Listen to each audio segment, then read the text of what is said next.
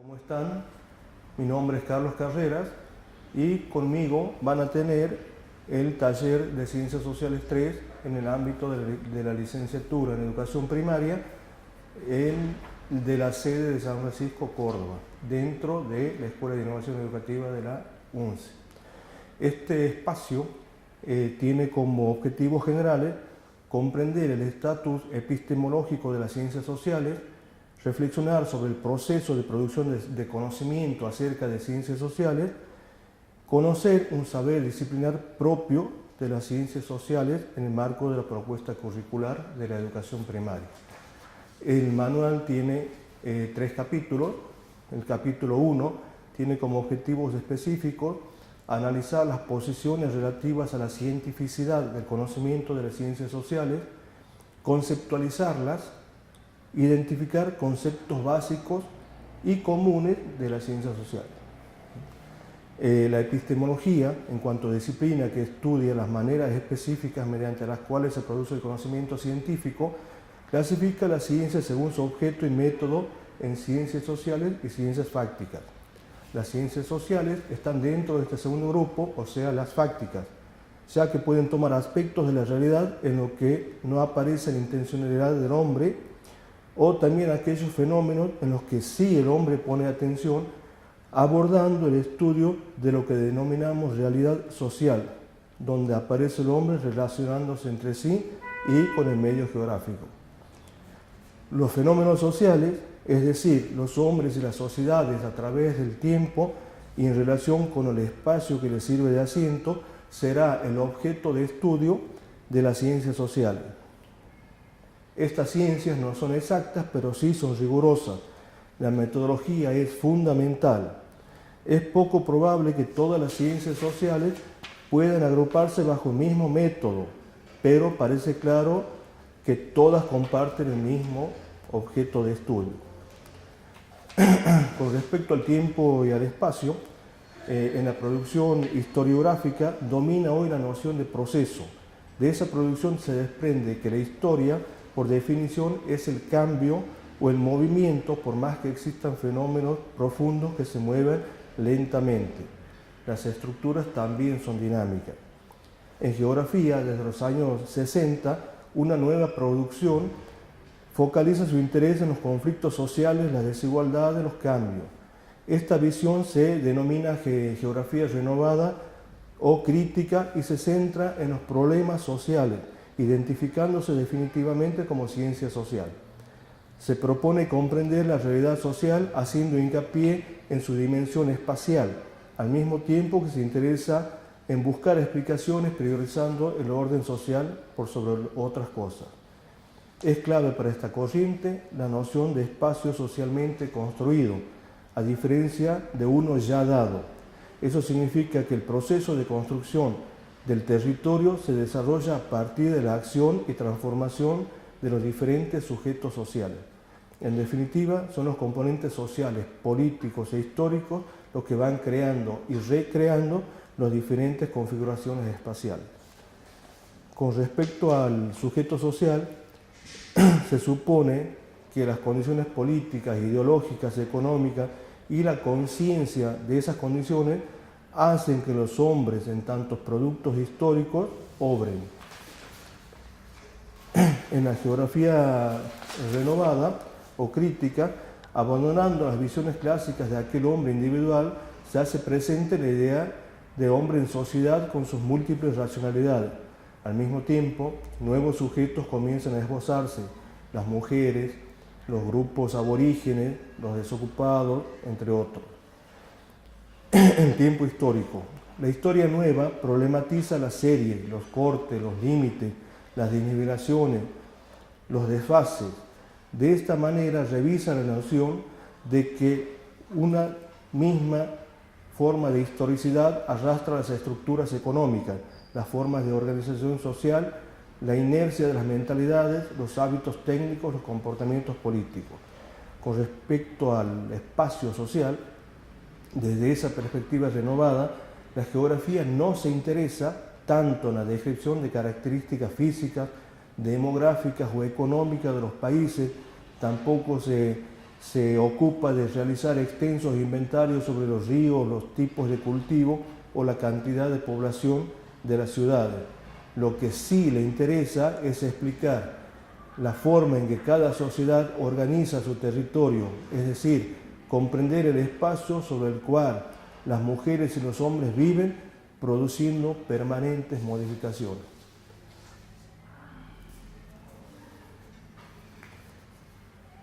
El capítulo 2 del manual tiene como objetivos específicos establecer relación entre producción científica de las ciencias sociales y el concepto de transposición didáctica.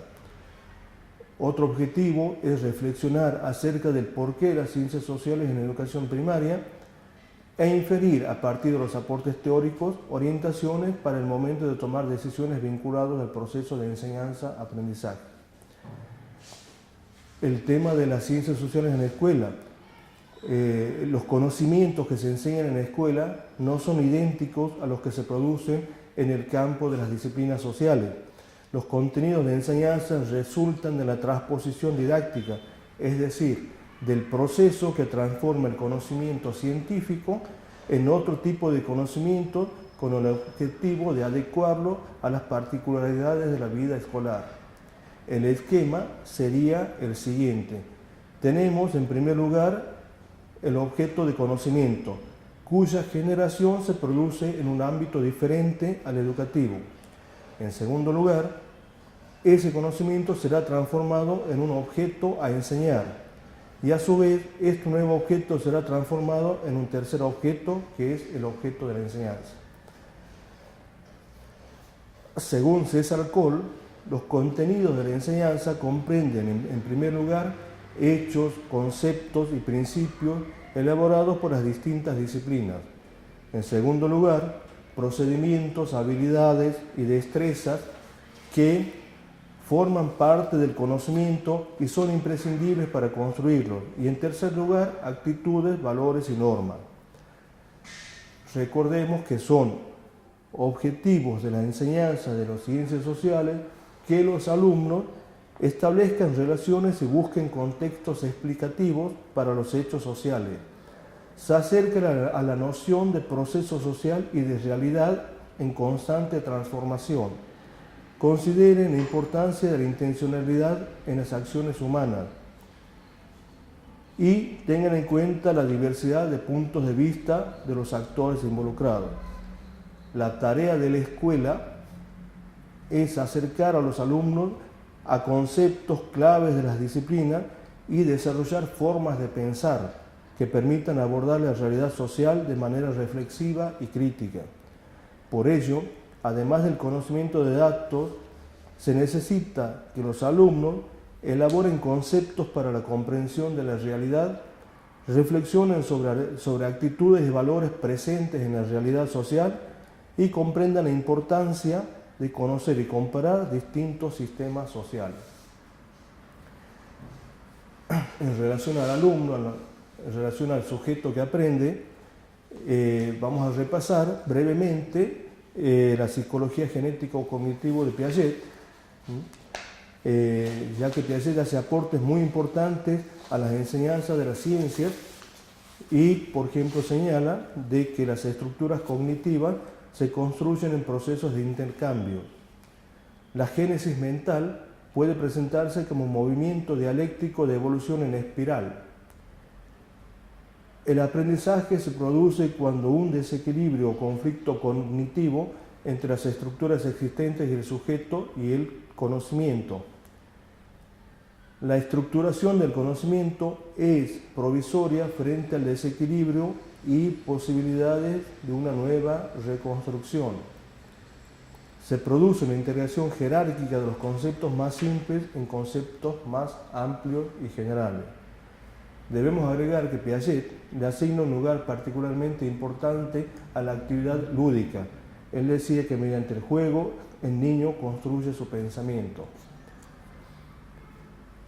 Con respecto al aprendizaje significativo, este tema ha sido desarrollado fundamentalmente por Ausubel. También realiza aportes que habrá que tener en cuenta al organizar situaciones de enseñanza-aprendizaje en las ciencias sociales. Algunos de sus aportes son: el aprendizaje es significativo cuando se establecen vínculos sustantivos y no arbitrarios entre los nuevos conocimientos y la estructura cognitiva existente. Los nuevos conocimientos enriquecen la estructura cognitiva previa y promueven su reestructuración. La estructura cognitiva de cada sujeto manifiesta una organización jerárquica y lógica. El material no debe ser arbitrario, debe ser potencialmente significativo. Y otro concepto importante es que el que aprende debe tener motivos para esforzarse por el nuevo aprendizaje, o sea, debe estar motivado. Y pasamos a la teoría sociocognitiva de Vygotsky.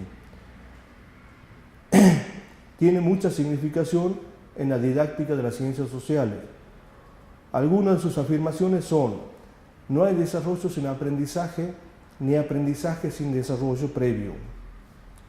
El individuo se relaciona con los significados a partir del medio social para luego reconstruirlos internamente.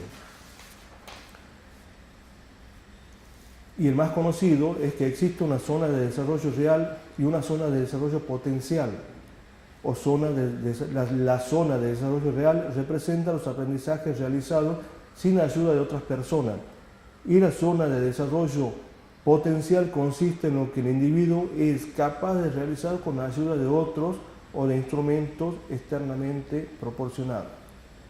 A partir de esta teoría de aprendizaje, podemos desprender orientaciones muy útiles a la hora de llevar adelante nuestra actividad, como por ejemplo, partir de un buen diagnóstico, partir de problemas que tengan que ver con la vida cotidiana de los niños, organizar actividades que tengan en cuenta la importancia del conflicto cognitivo para provocar el aprendizaje, no perder de vista la mirada globalizadora, tener en cuenta que los contenidos conceptuales, procedimentales y actitudinales actúan conjuntamente en el proceso de enseñanza-aprendizaje. Esto nos orientará a abandonar esa tendencia tan frecuente en la enseñanza del área que prioriza lo conceptual y reduce todo a la explicación teórica o recitado de contenido sin considerar cómo se produce el conocimiento y cómo se genera la disposición a construirlo en todo el grupo clase.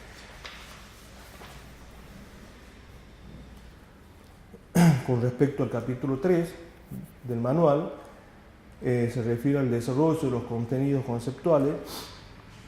Tiene como objetivos específicos diferenciar un enfoque descriptivo enumerativo de las ciencias sociales de lo que es un enfoque descriptivo explicativo, considerar nuevos contenidos y ajustar los medios de enseñanza para que los niños tengan mayores posibilidades de comprenderlos, y enriquecer la práctica docente en el campo de las ciencias sociales.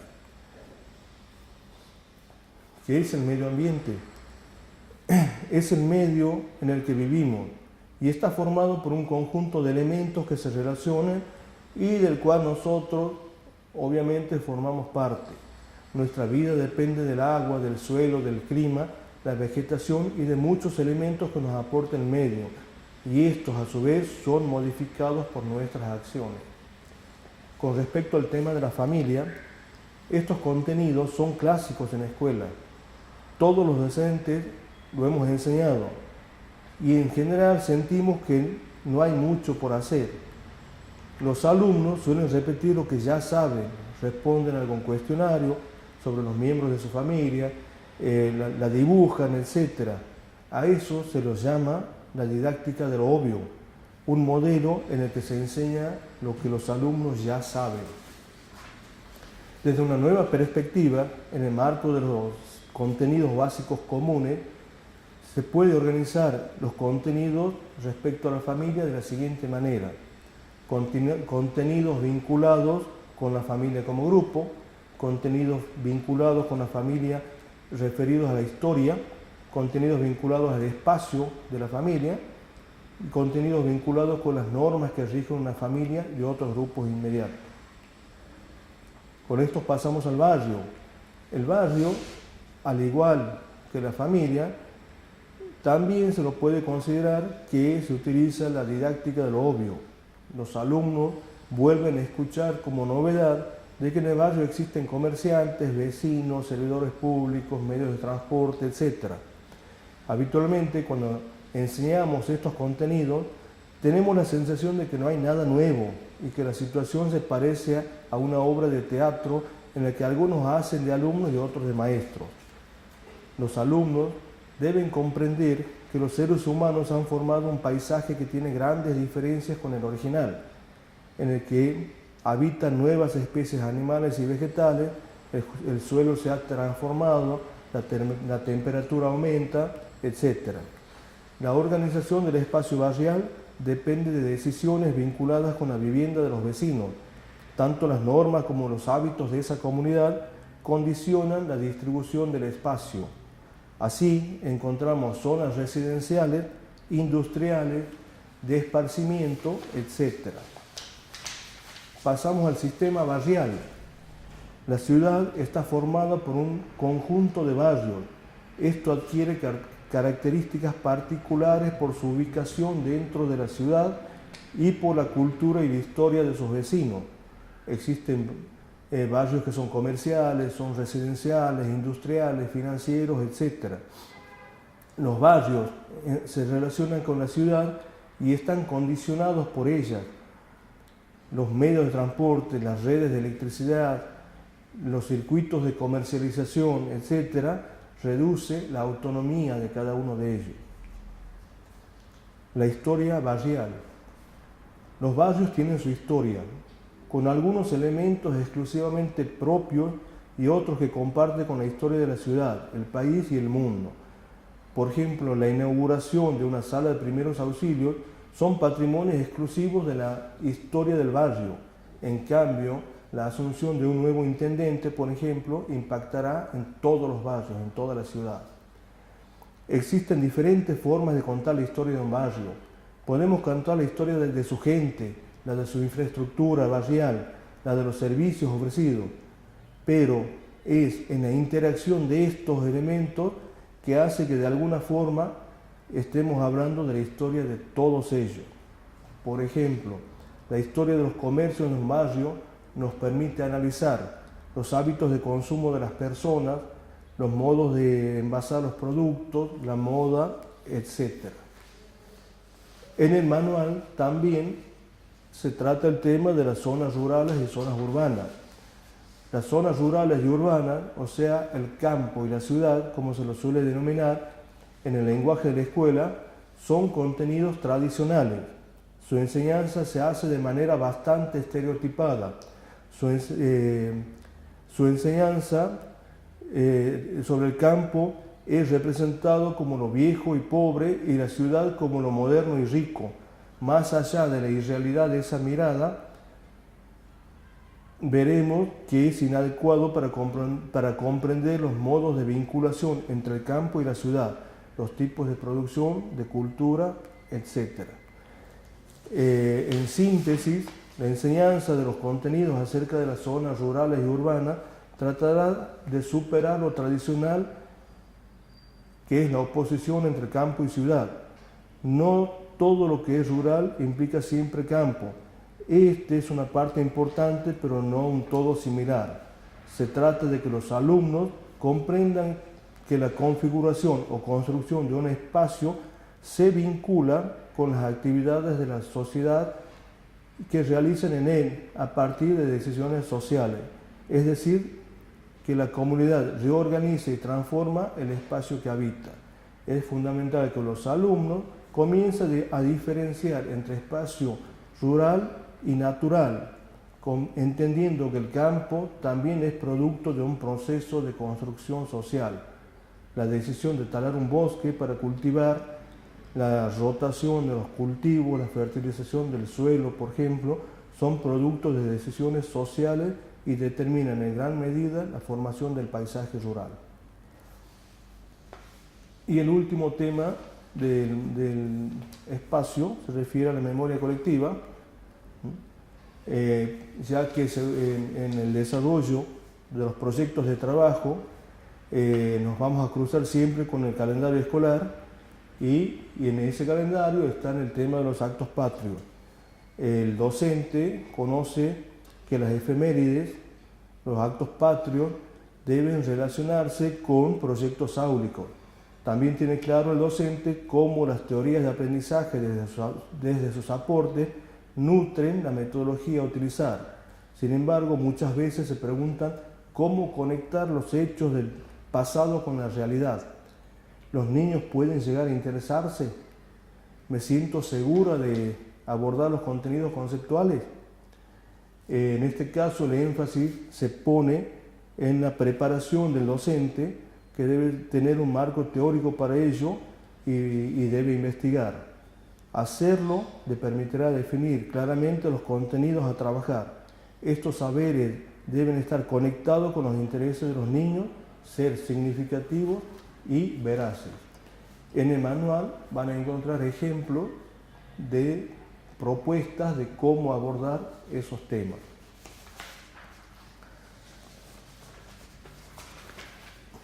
Entonces, ¿cuál es la labor del docente desde las ciencias sociales?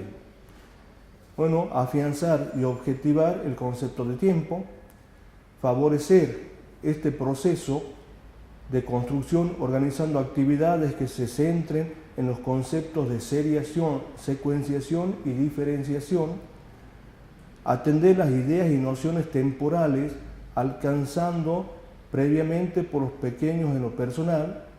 Cada niño tiene su historia y de ello habremos de partir. Afianzar y objetivar el concepto de espacio, partir del espacio práctico para lograr el conocimiento de entornos más amplios y lejanos que pueden luego ser representados. Con respecto a la evaluación, vamos a tener 2 exámenes, el domiciliario que se puede hacer en grupo de 2, que se refiere a leer un texto que se llama Los CBC y la enseñanza de las ciencias sociales, de Silvia Finocchio, y a partir de ahí tienen 7 consignas que las tienen que abordar a partir de esa lectura. Las fechas van a estar puestas en la plataforma. En el caso del examen integrador, van a seleccionar un contenido del diseño curricular de la provincia de Córdoba y van a realizar una planificación áulica teniendo en cuenta todo lo que hemos visto en el cursado de la materia, en los 3 capítulos que acabamos de resumir. Aparte de eso, van a responder una serie de consignas que están referidos a temas del manual y del diseño curricular de la provincia de Córdoba. Este diseño curricular está puesto en la plataforma, tanto como los textos y el manual. La fecha va a estar puesta en la plataforma y es individual, repito. Muchas gracias.